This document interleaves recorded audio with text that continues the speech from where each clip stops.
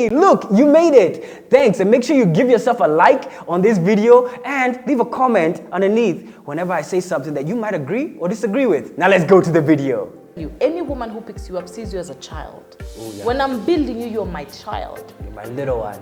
I'm and breastfeeding we you. love children, but we don't respect the opinions of children, sadly.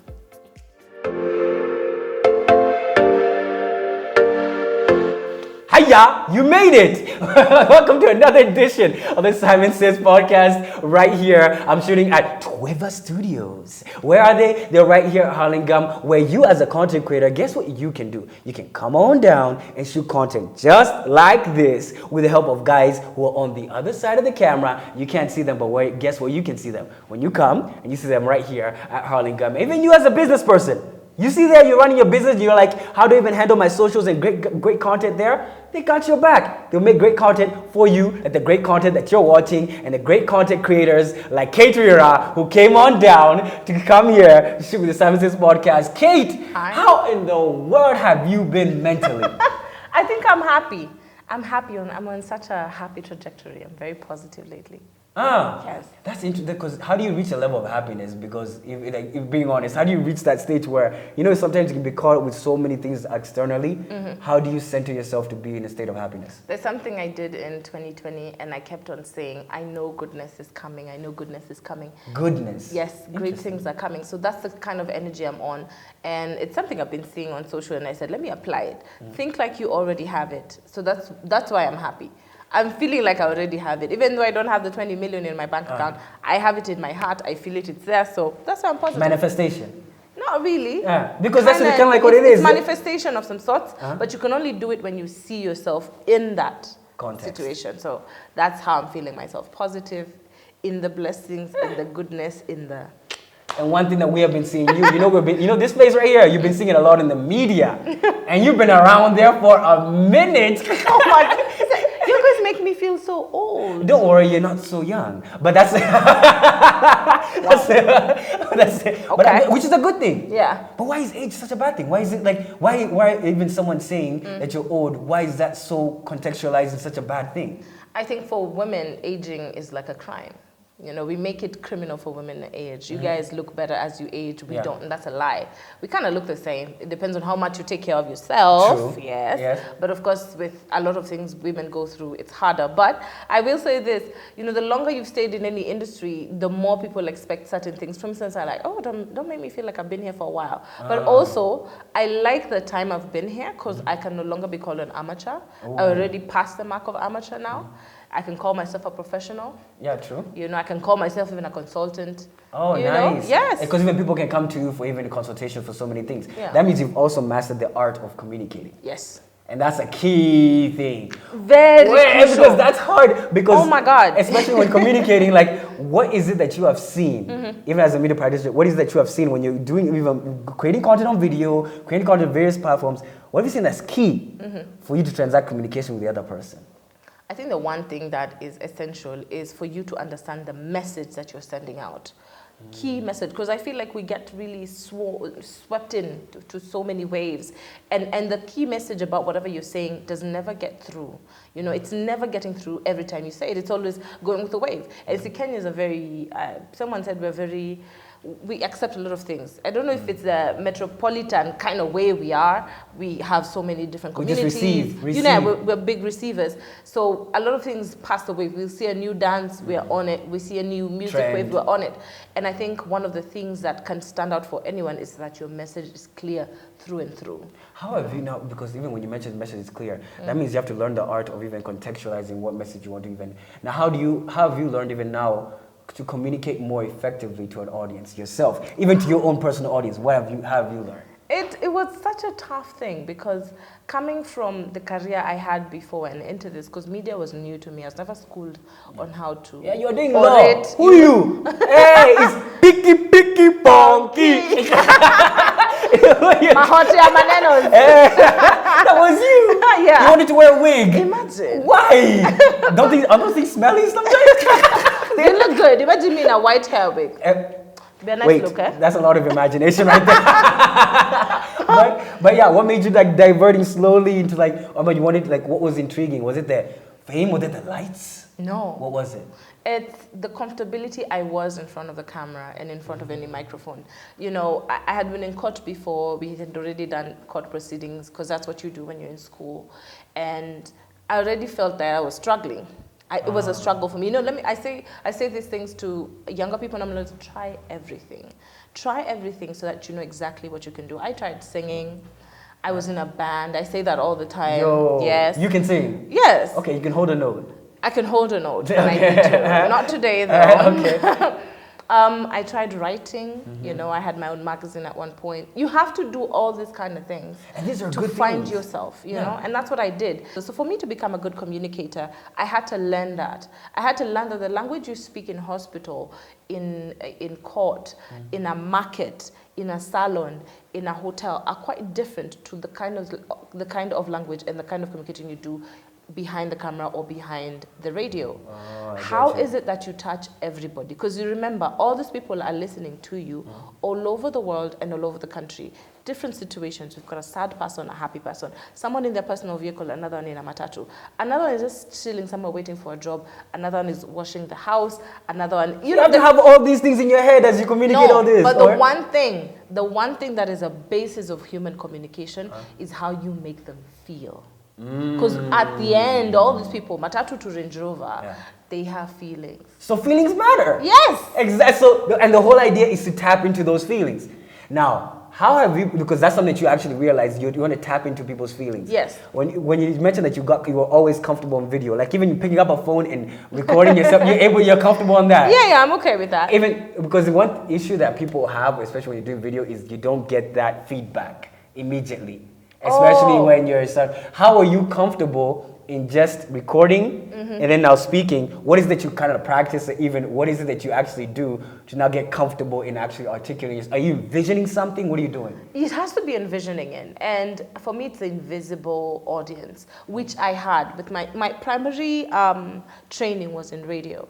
Radio, there's no one's seeing you. It's just you talking to yourself. With a microphone right there in your Yeah, head. just going on and on. Simon says, you go. So, and you're hoping whoever's listening on the ground are happy.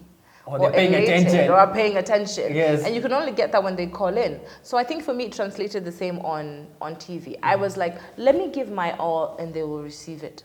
Yes. Which is actually good, because that's actually a good thing. Now, when you've been able to you've through that now TV audience, and then now through the even now radio, you've been, of course, being able to garner an audience even on social, right? Yeah. Which social media platform do you like the most? I won't lie, I really like TikTok. Hey! I really like TikTok. That's interesting coming from a grown woman. I like TikTok. Why? I was on TikTok before TikTok was TikTok. Do you know that? It was Musical.ly. Yes, I was on Musical.ly. Yeah. Oh yeah, we the OGs. Get onto it. Like get on. You don't know this. I was on Musical.ly or Musical.ly. I can't remember. I used to say it wrong. Yeah. And I remember I used to dance a lot, and I think I lost that account. I was on it. I was very excited because I'm a very happy-go-lucky person. I like to have a good time, you know? And if I can do it when I'm showing my dance move, it works. And also, why I love TikTok, TikTok is very organic. Very organic. True. And I get to see the crazy, the fun, and the sane. At the same time. Yes. All and in the one place. bizarre. You want to learn about space? There. You want to learn about politics? There. You want to learn about sex? There. You want to learn about food? Wellness. Fashion, like it's all in one, and it's displayed to you so organically that it makes sense. And I won't lie, for me, where I'm going with my life, I want everything organic. Feelings, food, clothes, everything organic, and I feel that's what I Yeah, because even it's strategically streamlined based on interests. Yes. That's one thing that actually makes TikTok very, very strong. Yeah. Now, where have you seen when you're creating content, when you create content now for your audience, what have you seen that your audience mostly resonates with you now? What is it that you've seen that I resonate with this, or even they've reached out to you because of a specific issue, or those two messages that you get? Yeah. So what have you seen that people reach out to you for? I noticed when I'm firm about something and I go in and give my opinion, people love it. Funny, there are two sides of my followers, and I'm glad I've shown them. When I show them my goofy side, they become so happy. They're like, "Aya, you're You can be goofy. Aya, wait, unakuanga hivyo." Yes. You know, and for me, it makes me happy. And also when I'm firm about something, if I'm going to be speaking about politics, if I'm going to be speaking about women in leadership, something I'm passionate about, if I'm speaking about diversity and inclusion, I see people happy and they want to engage with that conversation. They want to participate in that conversation. So that I'm happy that Kenyans, who are my biggest fan base, have been able to balance me out like that. Is it women or men? Is it women or men who follows? Have you seen your percentage? Funny enough, I got a lot of girls. Really? Yes, in my DMs. Even and another thing is beauty. Because the beauty perspective is because I have shown them over the years how I do my makeup, how I love to have fun. She's done her eyebrows. They're actually real. Oh my Unlike God. some of y'all, we know what y'all do. No, it's okay, even though they're fake, baby girl. It's okay, I will never stop you. I'll be there helping you paint that There stuff. you go. Asikwambie kitu. But that's okay. But that's the key thing because every girl goes through the stages with the eyebrows. Yes. The eyebrows are cycle. And then you see, people are different. Like myself, I don't know if I should say this. Say it. I'm very blessed when it comes to hair. Hey, hey. But you don't have, like, what do you mean? It's not too hairy? I am too hairy. You're too hairy. Is that a good thing? This is my actual hair. Hey. Yeah. A whoopee hair? She didn't buy it. Yeah. It was. And if you believe that, that's on you. Are you from? You just had to say it.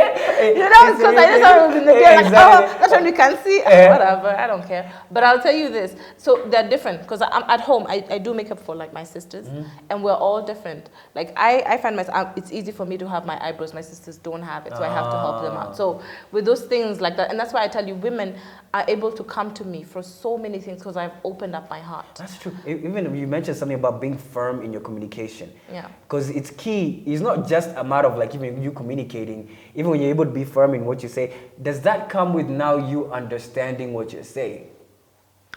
Understanding and believing.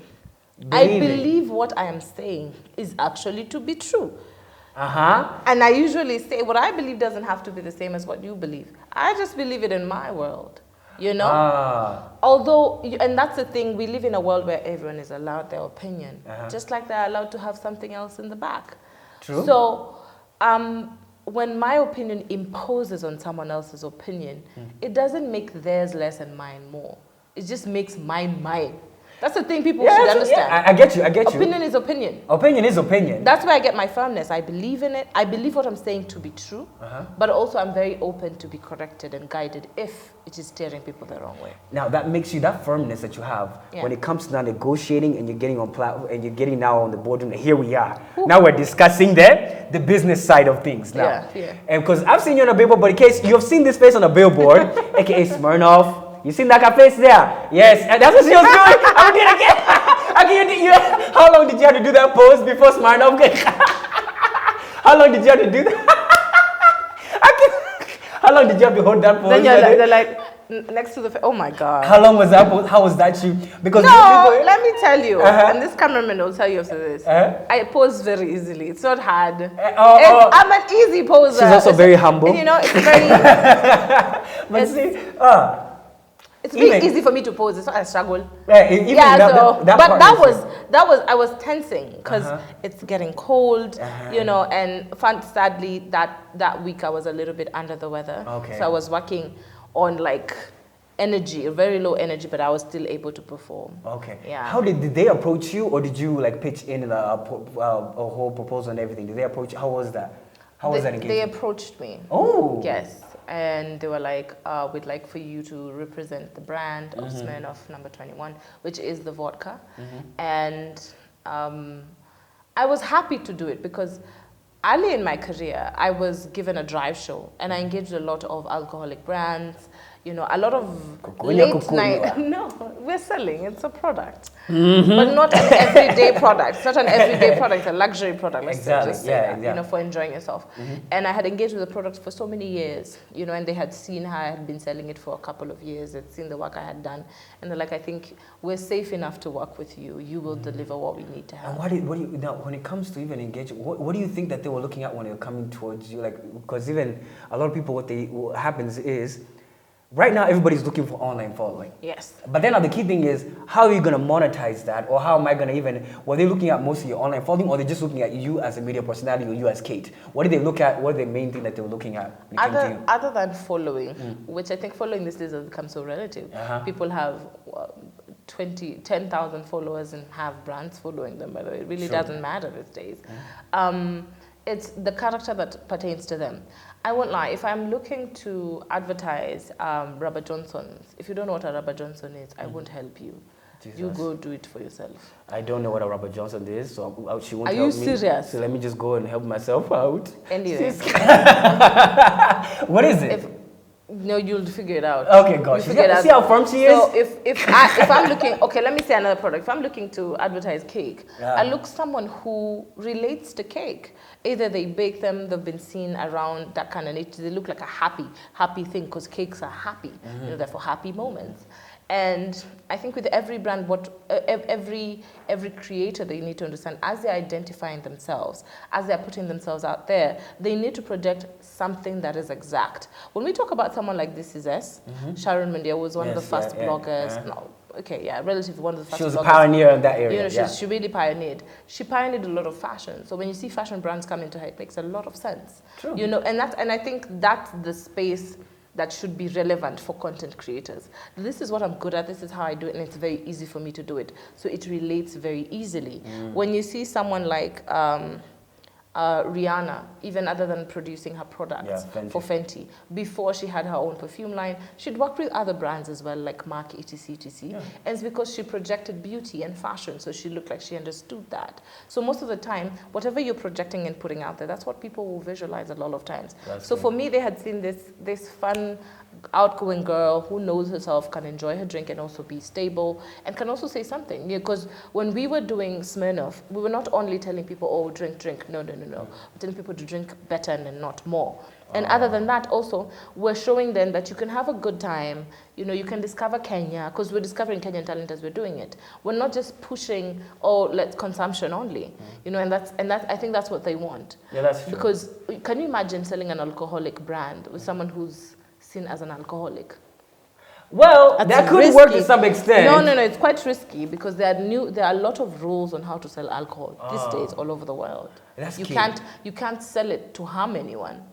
Remember, you can be sued for it. You're supposed to sell it more or less like an enjoyment Yes, product. because it's not an apple. You don't have it every day. Yeah, I get what you mean. Yeah, I totally understand. Even you as a content creator, when you're looking for even a place to even come and do your content, this is actually a place right here at Twiva Studios. We're actually making content that you can actually even get people to actually make that content even for you. High-end content, even people want to partner with you in on that. And even a question I want to even follow up on that is, when you look at yourself, even your brand, what do you think you primarily had to offer Let me just look other brands? What is it? What is it yourself? What is it that you think you have primarily to offer now another brand for them to partner with you? What is it that you look? Yeah. I think the one thing any brand can get from me is stability. And that's a key thing. More than anything, stability. And I know that's the biggest risk for any brands, new ones and old ones. People really want stability. I want to feel that my brand is in the right hands. That I will buy this Simon cup because Kate is using it. Kate has shown me how to use a Simon cup, and it's good. You know, I got you. And I trust that she's using a good product. A Simon cup. Got you. So that's the thing. It's in trustworthiness, because I've got to trust you, trustworthiness. Right? Now we're gonna go here. You're passionate about women empowerment, okay? Now we're gonna go there, okay? You're passionate about women empowerment. When it comes to women empowerment, do you think in Kenya, the average Kenyan woman is empowered? The average Kenyan woman. Can we describe this average woman? Where does she live? Well, I mean, okay, let's say, where do you think women empowerment is lacking? It's lacking because the biggest part that it's lacking, I find it a little snobby. I find women empowerment in this country quite snobby, and it has its nose up in the air. Like? Not focusing on people on the ground. It's only focusing on people who can access the internet. People who can access the internet, people who can access getting an Uber. So I think we have a long way to go to get women empowerment. We have come a long way in the fact that at least these days women can open banks, things, just the basic stuff. Are you saying that the lady who's watching us right now, or even the girl on TikTok, she primarily does not need empowerment? No, I'm not saying that. I'm saying that she is at an advantage. Already? Yes, she's at an advantage already. That she can access the internet, she can see things like this. Has women empowerment come at the detriment of the boy child? No, it hasn't. Why do you I'll say this, because when we do that, that's when we start pulling blame games on who's supposed to empower who, And it's such a crazy balance, because the goal of women empowerment, especially in Africa and in Kenya, was to do something called affirmative action. Affirmative action is have more female MPs, representatives, have diversity, which has been done this past elections. Yeah, have more diversity inclusion in boardrooms. Let's have more women seated there. It was essential for us to have that. So, and while we were doing that, we did not say that let's lack on this other side. It was a balance that needed to be equated by both parties, by both male and female. Now here's the thing. And you know where it went wrong? What? The basic anatomy of socialness, which is family. That's where it messed up. Family is the basic of any society, any community. Starts with family, mother, father, children. Gotcha. When that crumbled, the boy child had to crumble.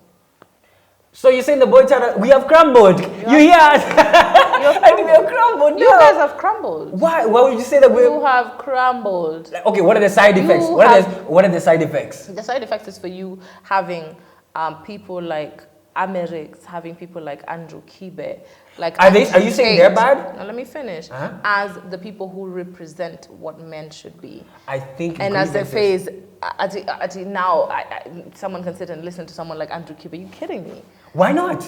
Oh my God. No, let's go there. Why not? Why is someone like Andrew? Why are you busy criticizing those guys instead of wondering why are they having such a great audience? Because they would not be noticed if they did not have an audience itself. Unajua kibaya cha jitangaza Inasema kibaya cha jitembeza, kizuri cha jiuza. Exactly. Now, something bad, it's very easy for it to be popular. True? Yeah, the word bad lately means good. Yeah, bad girl. I'm a bad. Exactly. And I don't like H to the B. Yeah. So it's easy for bad things to be popular. Very easy. That's why a crazy person is the loudest in a market. Yes. So that's the only reason why Andrew is known. Let's go. He's the crazy person in the market. That's why he's so popular. Ain't nothing to it. Let's go. Lazima akishout, lazima mtaona because mama soko anasema nyanya mbili. Huyu angua anasema shati tatu. Huyu naye ana shout saying nothing that doesn't make sense. Of course the crazy person's one who will be heard. Now here's the one thing. You see how sometimes ladies would say, why are you ladies would say that we're men, don't come into our business. Then now the question will flip. Then now even the question, some men would even ask, why are you ladies coming to our business when we're just expressing ourselves? But you're expressing yourself. There's that. The thing is, you guys, and especially the people I've picked out in my statement, have picked out bashing women. That's my problem. You can speak out without bashing people. You can just speak out and say, I think men should do this. It's not I think men should do this because women are bad. What is this women? Why are you adding this? What is this other perspective? And then you see why also I defy the male mentorship that is online, that is prevalent, that is one that is used as a template of how men should act, are the most backward people an achievement. People who have achieved nothing. People who have done nothing. So I'm like, how is the person on the bottom of the barrel leading the barrel? But they have achieved something. They have achieved something. Like for example, they have achieved an audience. That's big on its own. And I told you, a crazy person can have an audience. But how come all the other crazy people have not gone an audience? There's one thing I said. But even they have, okay, let's be real, okay? Take a step back, okay? Tell me. There are some achievements that they have achieved. And I don't think even just because someone has achieved something doesn't mean that they are innately a good role model. It does not mean that. Yes. Okay? Yes. Just because I look up to Donald Trump business-wise, does not mean I look at Donald Trump personality-wise. Yes. You see what I mean? So there's a good separation of both. Yeah. Because they are that. Now the question is, when it comes to now them, even now they're saying the very things that they're saying, like, okay, men do this, don't necessarily do this. What is one thing that you think as a woman that what they are, the narrative that they are shaping that's negative towards the men? Let me give you an example. There was recently a complaint coming in from some of the schools, but this was in the States. And some younger boys, we're talking about 14, 15, were being instructed by their teacher, female teacher, you need to do your homework, you know, just school stuff. And the boys are like, you can't tell us anything. Women can't tell us anything. Women should not talk to us. Oh. And when they looked back, they found out that these are Andrew Tate followers. Okay, okay, I see. And we have, there's this thing I hear a lot of men saying, oh, it's not good for a man to simp, how you simping? And it's all coming from all this masculinity, Saturday nonsense. Yes. And narratives that utterly don't make sense. Someone is sitting behind a computer telling people that if you want to see how a woman's sexual prowess is, has she been around, look at her ankles. And I'm like, what are your ankles? Okay. Exactly. And I'm like, wait, are you a medical doctor that you check that? And I'm like, you could never, okay, I don't want to get deep into it. But it's such small things, such derogatory statements. Oh, a woman should never be given a place. If she has raised you into a king, leave her. No. You see things like this, and the effect of men consuming such content is that they disrespect women. They see women as less, and they don't see women as partners. Remember, I've told you this about true, women are partners. They are tools for trade. Let me tell you, and I say this with so much firmness, I will say it again and again. If you use a woman right, and not use her like a tissue paper, like she is your consultant, she guides you, she prays for you, you will be so successful. But in the eyes of the Kibes and the Americs and those people who are pushing this whole masculinity nonsense, is that women are not supposed to have a voice. Because when they have a voice more than a man, it makes them less. It's made these men oversee good things because I don't want to be seen by guys that I'm simping. Because when these guys see me, they will chop my what off. But I get what you mean. I get what you mean. I totally see what you mean. Yeah. But even when you say, but is masculinity given a bad rep in today's society? Yes, it is. Because you guys are being guided by the wrong men. But masculinity is it's good. No, it's not. Masculine energy is good. It is needed. It is essential so that feminine energy can flourish. Okay, explain, go further. You know, because without it, no one, you know, without masculine energy, then I'm going to be when I'm around a man who's not masculine, I'll be masculine. Because then I have to step up. So masculine energy is essential so that feminine energy thrives. It's the only way. Then how do you feed, for example, now, when a man may not feel, how do you feed that masculine energy? Because now, even because you're saying in itself that feminine energy that masculine energy needs to exist for feminine energy, then how does that masculine energy get fed for it to exist? Its feeding has a lot to do with its background and its upbringing and its personality. And that is why, sadly, we find men who have aged with time, have known themselves and discovered themselves to be better men than when they are younger. Because with time comes experience and knowing yourself. And sometimes we levy women with the job of, she's the one who's going to bring me up. We've had the thing of build up a man, you know, just Bob the Builder manenos. And so things I really... Have you ever built up a man yourself? You know, in your past, simps! Everybody's simping. I can drown. You can't. Oh my God. You can't? Hey, you had to swallow that, didn't you? Breathe, it's okay. It's okay. Hey. Is that serious? I have never. You can? Why would you not? I wouldn't, because then it will take away from who I am. My job, you know, I'm not coming as a complete human being, but at least I'm coming with around 60%. Gotcha. Come with your 60%, sweetheart. You know, or it's 70 or 80, so we'll get someone. But if I'm coming with 60 and you're 30 and I have to always pick you up, let me tell you, any woman who picks you up sees you as a child. Ooh, yeah. When I'm building you, you're my child. You're my little one. I'm and breastfeeding we you. love children, but we don't respect the opinions of children, sadly. True. Who respects the opinion of children? We're like, okay, you want to eat meat? Yeah, but yesterday we ate maragwe, so we can't eat meat today again. Wow. You know? So, yeah, you have an opinion, but it's really not valid here because you're a kid. And what do you think makes men in today's society appear more childish? It has a lot to do with fathers missing. Remember that thing I said, basic family, mother, father. The men, like, I'm not necessarily single mothers. I'm not saying the aspect of single mothers. There's single mothers who also have men who get involved in their children's life. They have brothers, fathers who get involved. But there's something I heard somewhere, and I hope one day we're able to talk about it. Your financial status has a lot to do with your relationship with your father. If you're bad with money, has a lot to do with your father. Remember, your father is the provider of the family. He used to go hunt and come back with food. So men would always bring. It was innate. It's natural for them to be hunters.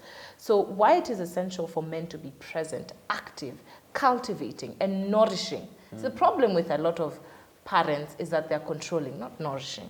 I control what you eat, what you study, where you sleep, da da da da. You're not nourishing. And how do you nourish? You nourish by... Like even though let's go further, let's go a little bit deeper. How are you, for example, because you're planning on having like a family in the future, I assume, right? Yeah. How do you plan on being more nourishing to your kids? So that even now, because every single generation that we have, we get better. Yeah. Like I'm going to be better than even my father. My father was better than my grandfather. See, because we're in a different, that's what we call basic evolution, right? Yeah. That's even how we evolve. So now you, as a woman, how do you plan on even being more nourishing even to your kids, so even you can actually now elevate the level, even the standard of the offspring that we have in the future? I'll answer that, but let me go back to why men lately, and especially grown men, are looking like children these days and not stepping up. I think it has a lot to do with the basic. I experienced someone recently who was well cultivated by their parent. The father used to adore the mother. He was such a man who would provide so much for his wife. And other than providing, he secured their lives as well. And he has only sons, no girls. And I kept on saying, you know what, God bless that man. Sadly, he passed away, and I said, bless that man, because he left an amazing man for us to deal with. Oh. That's why it is essential for men to step up, for them to be active in their children's life. We no longer want to just see women going to church with the children. Let's see men holding their sons' hands, like the Islam religion. Madrasa classes start with the dad. So early. Let's see that activity of men being with their boys, and also men stepping up by themselves. Because men think coming home at 10 p.m. or late in the night, you're seen as a man. You're never active with your children. Your children don't know what you do. They just see you pay fees. They see you pay rent. Da, da, da. They don't know so much about a dad, and don't know what it takes to be a man. Well, you know? Now the question we would ask is, are men the only problem? No, they're not. Because that would be the narrative. Like now, you're gonna be like, no. But men are the only ones who can fix their own problems. That's what I'm trying to say. Men are the best people to fix their own problems. I have seen so many times. You will tell a guy, don't do this, don't do this. A fellow man tells him the same. He'll listen to him. So it's easier. There's a level of stubbornness that we have where we can't even listen to a woman. Yeah, you've displaced it. You've objectified us in your head that we can never. You've subjectified us in your head that you can never be objective with whatever we tell you. That's why I'm like, men's problem can mostly be fixed by men. That's why I'm like, dads need to be involved, uncles need to be involved. Everyone has to be hands on deck. So is then the narrative that some women even spread that men are trash, or is that now healthy? It's not healthy towards the discussion. I discourage it completely. I even discourage parents who have a rift between their husband and spouses, husband and wife, speaking ill towards their children. Whatever your husband does to you, if he does not do it to the children, that's different. And also, kids are not stupid. They'll see it. They're not dumb. If there's an irresponsible dad, they can feel it. They know this guy doesn't show up. If there's irresponsible mom, it's like, this chick is not around, you know? Yeah. Kids ain't dumb. They can tell. We think children are stupid, but they're not. No, they're very observant. They're observant. So for me, how will I be a nourishing parent? Yeah. And I pray to God I'm able to see my children through their lives. I want them to experience life in their own eyes. You know what I mean? You know, we make children experience life through us, or they experience through, they go through experiences through us. But I want them to discover themselves as they go. Your own journey. Yes, your own journey. I was born into Christianity, which, you know, it's what I'll always propagate. That's a lot of people watching even. You know, that's what I'll always propagate. Yeah. But I always, funny enough, I always tell my dad, what if you were born Hindu or Muslim? That's what you'd believe in. Yeah. So we're getting to a world where we really want to and learn what we've learned, decolonize our brain. So that's what I would want. To nourish my children, I will let them live life through their own eyes. Like, discover yourself, see yourself. Of course, you place the right tools, the right schools, the right environment, the right health, the right foods, the right peace, the right partner. Because a good partner will equate to a good child most of the time. That's true. You know, that's the biggest thing I can do to nourish my child. Mostly just be the best fuel to run their engine. That's true, and that's key, because even you mentioned something about like even how sometimes men you can objectify women. That's a natural thing. And why do you ladies? Okay, I just want to understand. The basic thing is, first of all, a visual is actually, now we first visualize you. Yeah. Exactly. Have you been able to see? Have you been able to utilize that natural urge that we men have to objectify you? Like, for example, even in boardrooms, even to get ahead. Yeah. Have you been able to see that? Now, have you been use that to your advantage in many ways? I experienced it once. A friend of mine took me for a business meeting, and his check was signed because people were happy I was participating. You know, he was displaying, he's giving his presentation, and I'm like, yeah, I can do that. And I could see the guys were excited because there's a girl in the room, and he got the deal because of that. Just because you're in the room? Yes. Oh, and I was like, okay, I get it. You know, it's sad that, you know, it's sad that a certain race taught you guys to objectify things that were not objective. Oh, but, okay. They were not objective. But you see these things? Yes. They were not objective. They were necessarily just for feeding children. You know, and I say this because there's a musician I know. And he came to Kenya. Oh my God, I'm sorry, he's Kenyan. Woo! He's very Kenyan. And he came from Turkana. And he's like, you know, my mom is those ones who don't wear bras. So I came down closer to Nairobi and environments. I see all these things are very different for me. So I'm telling you, this is a very different culture you people are accommodating. I get you. I totally understand. Now listen. The over-sexualization of a woman and objectifying it is not something that Africans had. All right. Now listen very carefully, okay? Right now, as we wrap up, there's something I want to give you. This is a trigger question. I don't want you to answer the question. I want you to tell me how you feel about this particular question. Okay. Okay? So when someone looks at you and asks you, Kate, what do you bring to the table? Hey! You're not even answering that question. I'll advise you now. Never ask me that question. How do you feel? Let me tell you why I hate that question. It's because it's really been tangled up in a lot. In a lot of names that don't make sense. I'm a high value man, You know, what do you bring to the table? And I'm like, who is the carpenter here? Who is making these tables? What you bring to the table? I'm like, I want a marble counters. Most of my table probably glass. I get you. But what I bring to the table, I am the table. Sawa. You are the table, so we just wait. I am the table. Okay, then. You bring the seats and the meal to kule bana sawa. And I know this for a fact. People who ask, in the words of Nicki Minaj, people with the least be doing the most. Yes, people who have nothing to offer, don't say, hey, bring to the table. You have nothing to offer. The ones who are asking for so much. No, people who get into a boutique asking for so many things only to buy a handkerchief. Those are the ones. Ladies, anyone who comes, what do you bring to the table? What can I get out of you? Exactly, they want to get out of you. They have nothing to put in. Sawa. Wow. And you've heard those facts from Kedrira. Make sure you follow her on social media. As you can hear.